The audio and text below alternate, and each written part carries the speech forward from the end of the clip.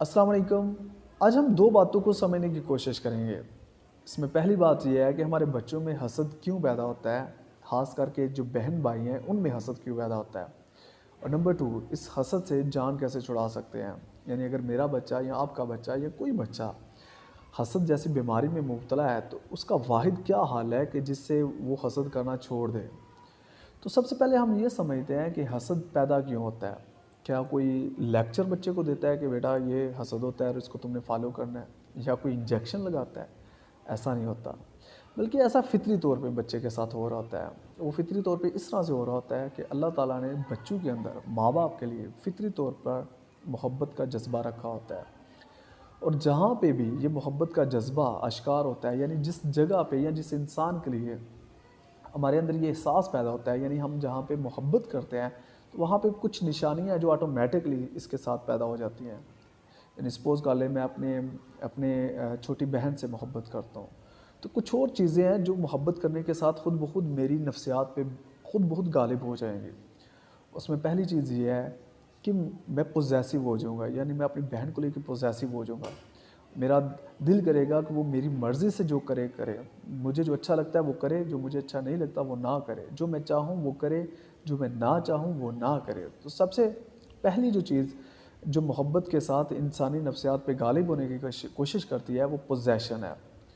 اس کے علاوہ جو دوسری چیز ہے وہ انسیکیورٹی ہوتی ہے، یعنی جیسے میں اپنی بہن کو لے کے، یعنی ان سے میرے اندر محبت کا جذبہ ہے، تو میرے اندر ایک انسیکیورٹی ہوگی، ایک خوف سا ہوگا، ایک ڈر سا ہوگا کہ یہ کہیں چھن نہ جائے، کوئی اسے چھین نہ لے، یا کسی بھی وجہ سے میں اسے دور نہ ہو جاؤں۔ تو یہ خوف ہر وقت ایک تلوار سی، یا خوف کی یہ تلوار لٹکتی رہتی ہے، اور اس وجہ سے ہمارے اندر وہ رسپانس میں حسد جو ہے وہ پیدا ہوتا ہے۔ حسد مین ہم اوور پوزیسو ہو جاتے ہیں اور ہم اوور کیئرنگ ہو جاتے ہیں۔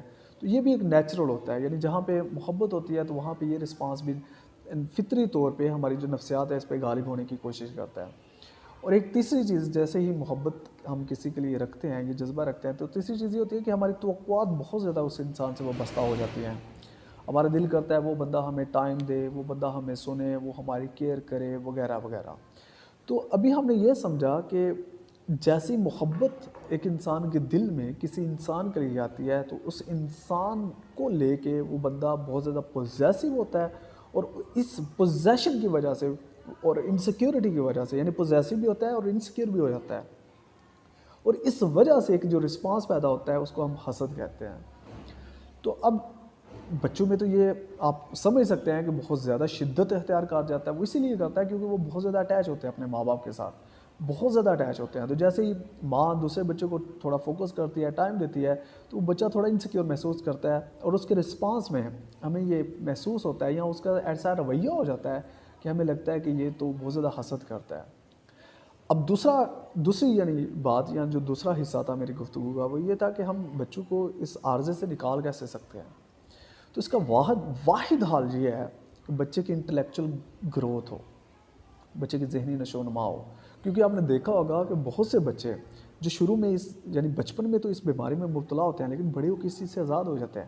لیکن کچھ بچے جو بچپن میں یہ اس بیماری میں مبتلا ہوتے ہیں اور بڑے ہو کے بھی مبتلا رہتے ہیں، کیوں؟ کیونکہ ان کی ذہنی گروتھ نہیں ہوتی۔ تو حسد یہ کوئی بھی جو جذبہ ہے، برا جذبہ ہے، جو آپ کی نفسیات پہ غالب ہوتا ہے، تو اس کو کنٹرول کرنے کا واحد حال آپ کی انٹلیکچول گروتھ ہے۔ اب انٹلیکچول گروتھ کیسے ممکن ہوتی ہے؟ اب یہ سوال تو بنتا ہے۔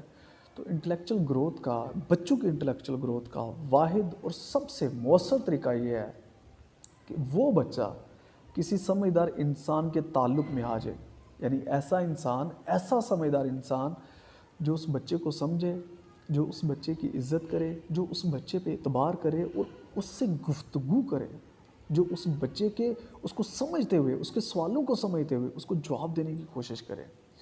یہ جو گفتگو کا عمل ہوتا ہے ایک بچے کا کسی سمجھدار انسان کے ساتھ، یہ جو گفتگو کا عمل ہے، یہ ایک بظاہر ایک عام سا عمل ہے، لیکن یہ سب سے بڑی تعلیمی ضرورت ایک بچے کی ہوتی ہے۔ اور انٹلیکچول گروتھ، ذہنی نشو و نما کے لیے بھی یہ سب سے اہم چیز ہے۔ تو اگر آپ کا بچہ اس چیز میں مبتلا ہے تو پھر آپ کو یہ ذمہ داری لینی ہوگی کہ آپ سمجھدار ہو جائیں، کیونکہ اگر آپ نہیں سمجھدار ہوتے تو پھر کون ایسا ہے جو آپ کے بچے کو اتنا احساس کے ساتھ اتنی کیئر کرے، عزت دے، اس کو سمجھے اور اس سے اتنا ٹائم نکال کے گفتگو کرے؟ یہ ذمہ داری دوسرا اگر کوئی انسان کر سکتا ہے تو وہ ٹیچرز ہیں۔ اور آج اگر ہم دیکھیں ہمارے پرائیویٹ یا گورنمنٹ جو سکولز ہیں ان کے ٹیچرز کا انٹلیکچوئل لیول خود بہت نیچے ہوتا ہے، وہ خود آپس میں حاسد بنے ہوئے ہوتے ہیں، ایک دوسرے سے حسد کر رہے ہوتے ہیں، تو جن کی انٹلیکچوئل گروتھ ہوئی ہی نہیں ہے وہ کیسے آپ کے بچے کی انٹلیکچوئل گروتھ کو بڑھائیں گے؟ تو یہ ذمہ داری آپ ہی کو لینی پڑے گی۔ تو اس چیز کو سمجھیں اور اپنی انٹلیکچوئل گروتھ یعنی خود کو سمجھدار بنانے کی کوشش کریں، سیکھیں، زیادہ سے زیادہ سمجھیں، تاکہ آپ اپنے بچوں کو ان بیماریوں سے بچا سکیں اور ایون خود کو بھی بچا سکیں۔ کیونکہ ہم بڑے ہو جاتے ہیں تو ہم اپنے بچوں کو لے کے اوور پوزیسو ہو جاتے ہیں، انسیکیور ہو جاتے ہیں، اور ہمیں بھی یہ عارضے جو ہوتے ہیں یہ آ جاتے ہیں۔ تو اس کا واحد حل یہ ہے کہ انٹلیکچوئل گروتھ ہو، ماں باپ کی بھی اور بچوں کی بھی۔